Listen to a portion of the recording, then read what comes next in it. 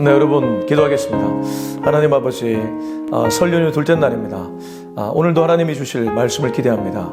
우리에게 당신의 음성을 들려주셔서 하늘의 소리를 통해 세상을 분별할 수 있는 지혜를 허락하여 주옵소서. 예수님의 이름으로 기도합니다. 아멘. 네, 오늘은 설 연휴 둘째 날이죠. 우리 요한복음 8장 12절에서 30절까지 말씀입니다. 요한복음 8장 12절에서 30절인데 우리가 긴 관계로 29절과 30절을 읽고 말씀 전체를 보겠습니다. 요한복음 8장 12절에서 30절인데 긴 관계로 29절과 30절을 읽고 말씀 전체를 보겠습니다. 29절입니다. 나를 보내신 이가 나와 함께 하시는도다. 나는 항상 그가 기뻐하시는 일을 행함으로 나를 혼자 두지 아니하셨느니라.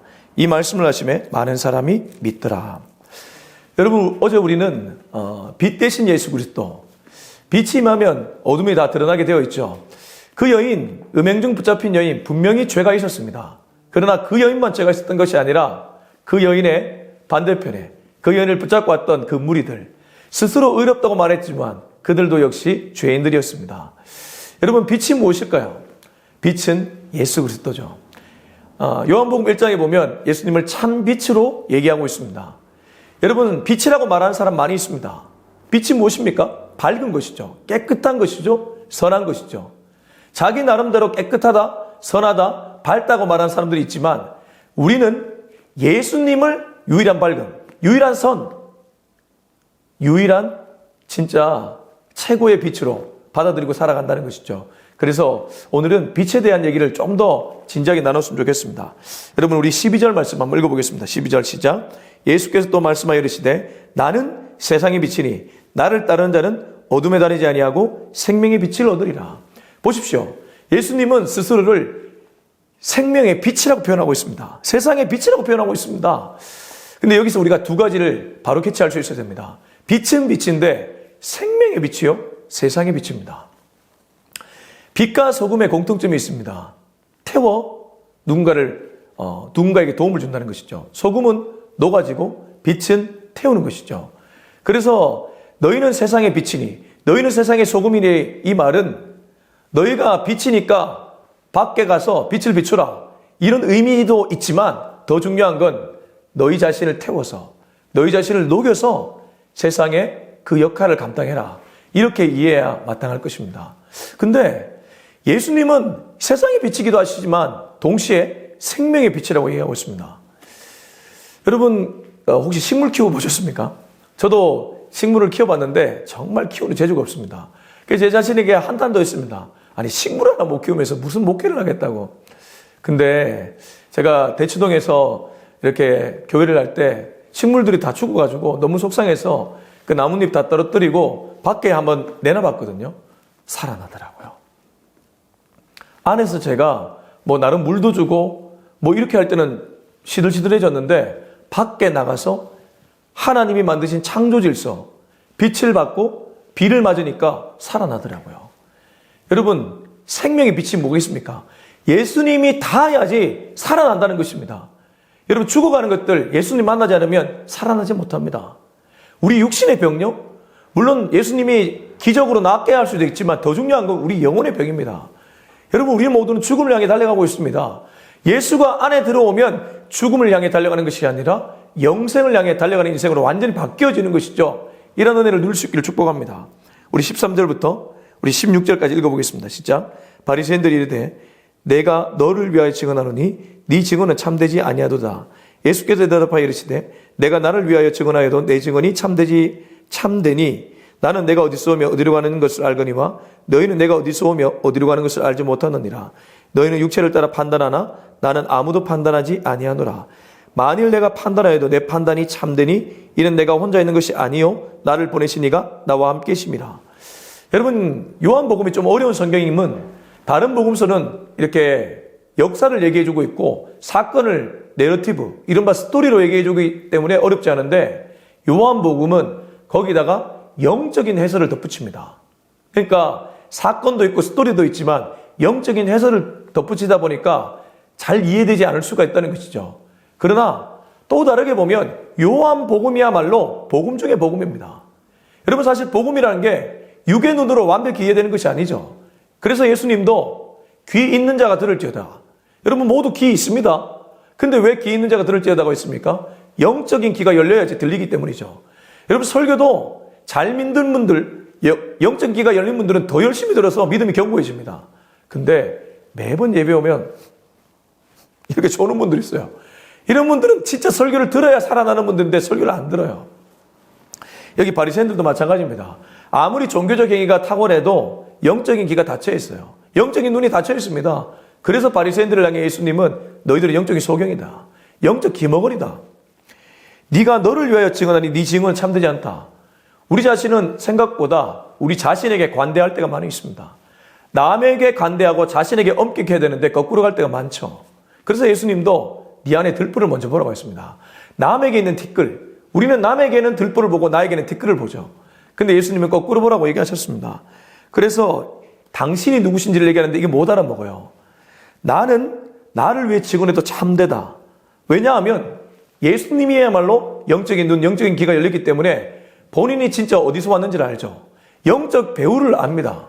사람들은 육의 부모, 육의 세상은 잘 이해할 줄 몰라도 영의 세상, 영의 부모를 전혀 모릅니다. 여러분, 영적으로 보면 우리 모두는 하나님의 종들입니다. 근데 죄를 지은 이후부터 이 공중권세를 사탄 마귀가 잡았기 때문에 예수님을 만나지 않으면 마귀의 자식으로 살아갈 수도 있다는 것입니다. 그래서 예수님은 나는 내가 어디서 어디로 가는지 알지만 너희는 내가 어디서 와서 어디로 가는 것을 알지 못한다. 영적인 눈을 뜨고 영적인 귀가 열리지 않으면 예수님이 누구신지 제대로 이해할 수 없다는 것이죠. 성경도 마찬가지입니다.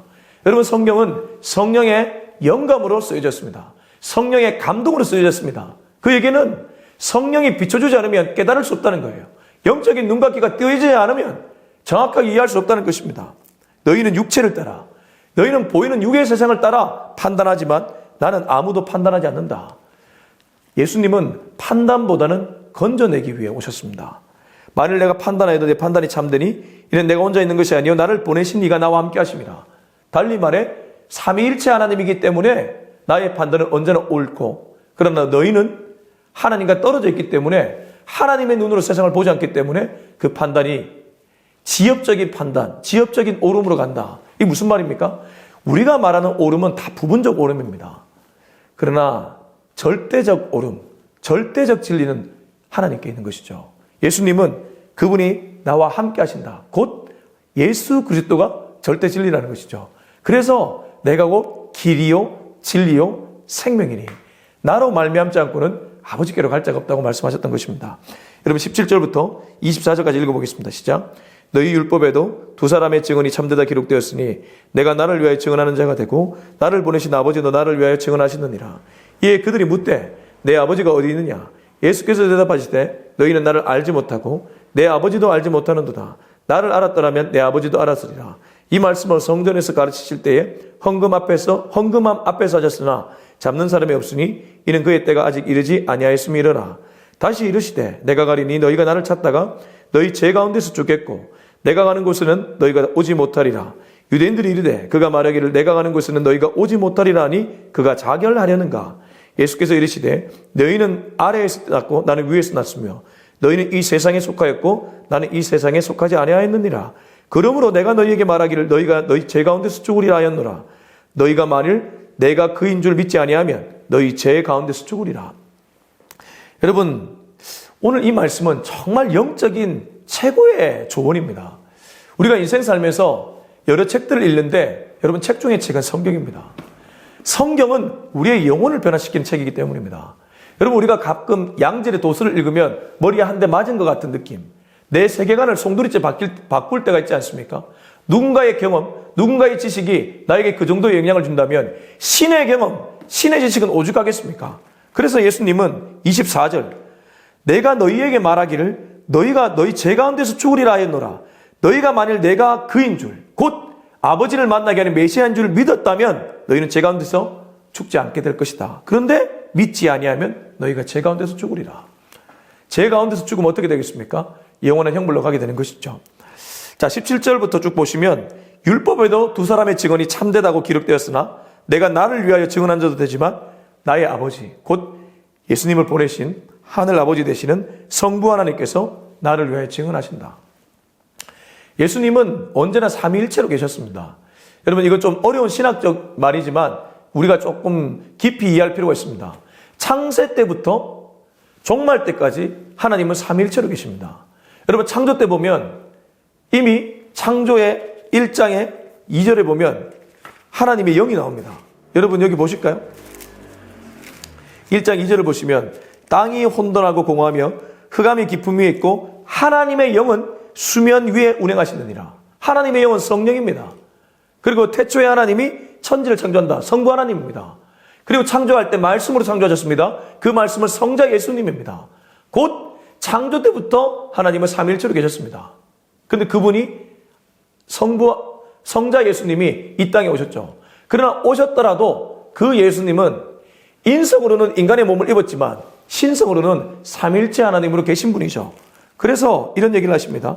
내가 나를 위해 증언하는 것도 참되지만 나를 보내시니 곧 성부 하나님, 삼위일체의 성부 하나님께서 예수님에게 증언자가 되어주시니 율법 말씀처럼 두 사람의 증언이 참되다고 기록되었으니까 율법에도 어김이 없다는 것이죠. 이에 그들이 묻습니다. 유대인들이 묻습니다. 네 아버지가 어디 있느냐? 육의 눈으로 자꾸 묻는 것이죠. 예수께서 대답합니다. 너희는 모른다. 너희는 나를 알지 못하고 내 아버지도 알지 못한다. 영적인 눈을 뜨지 않으면 이 삼위일체도 신비에 가려져 있기 때문에 이해도 안 될 뿐더러 믿어지지도 않는 것이죠.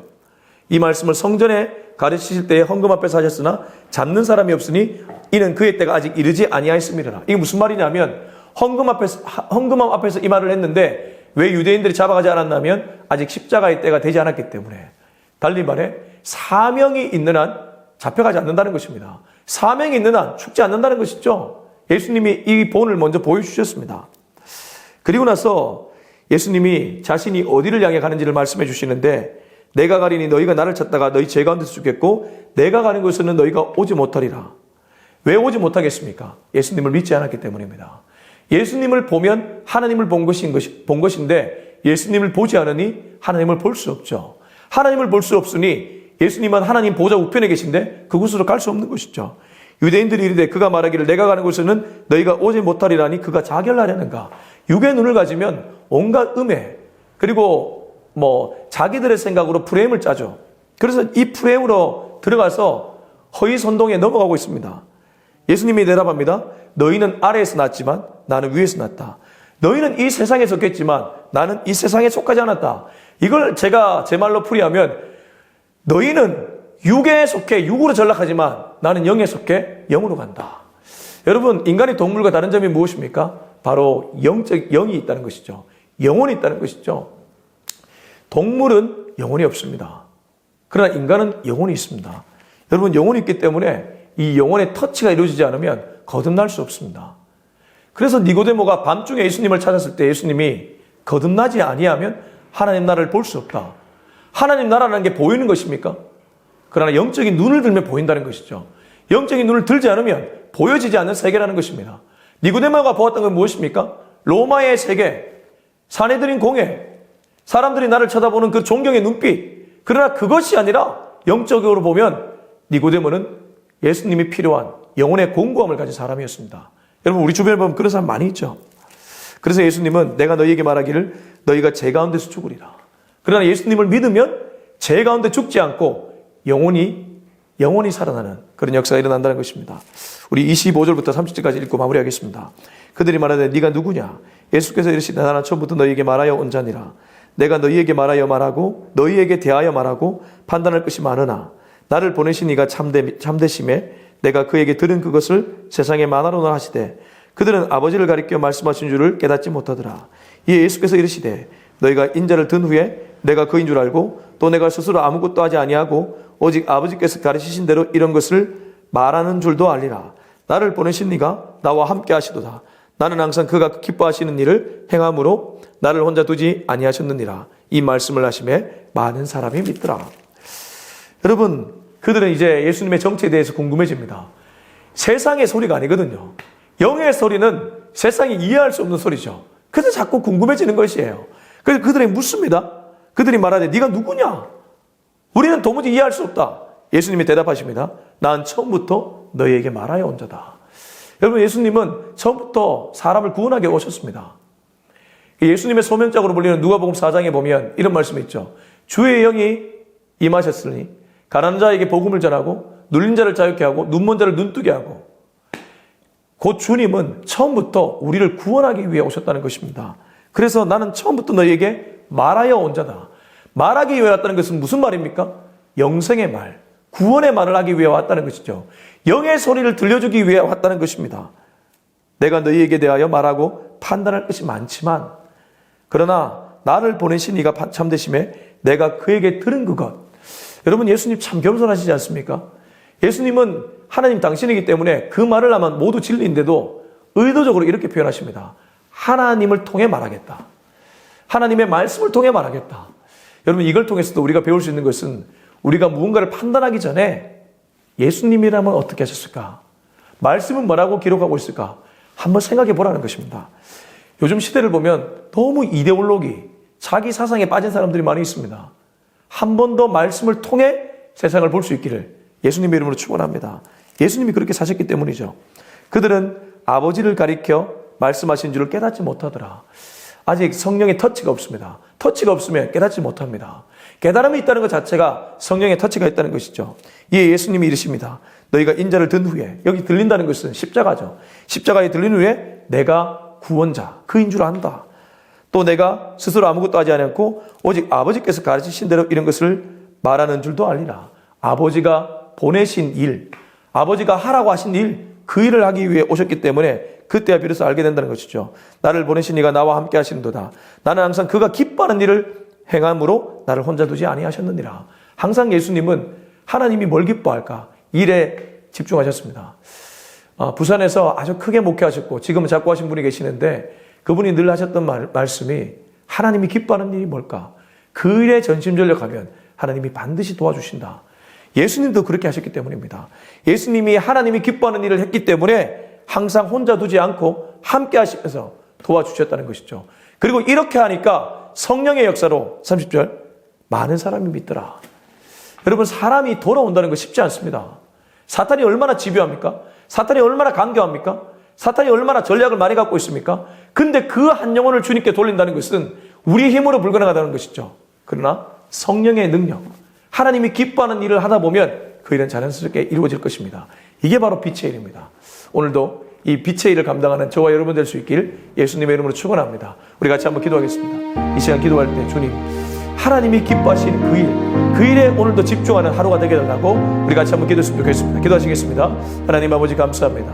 오늘도 이 말씀을 통해 우리 예수님이 어떻게 타셨고 우리도 어떻게 이제 살아가야 될지를 분명히 깨닫게 해주시며 감사합니다.